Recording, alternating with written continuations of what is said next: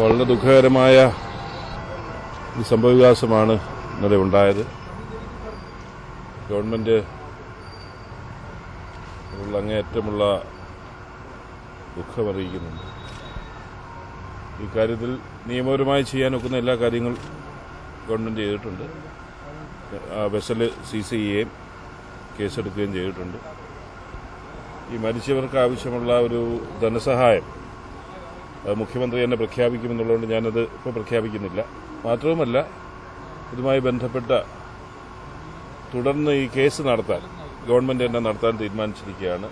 ഈ ഷിപ്പിംഗ് കമ്പനിയിൽ നിന്ന് ലഭിക്കേണ്ട ആനുകൂല്യങ്ങളെല്ലാം വാങ്ങിച്ചു കൊടുക്കുന്നതിന്റെ ഉത്തരവാദിത്വം, അതിന്റെ കേസ് നടത്തുന്നതുമായി ബന്ധപ്പെട്ട എല്ലാ സഹായവും ഗവൺമെന്റ് എക്സ്റ്റെൻഡ് ചെയ്യാൻ തീരുമാനിച്ചിട്ടുണ്ട്.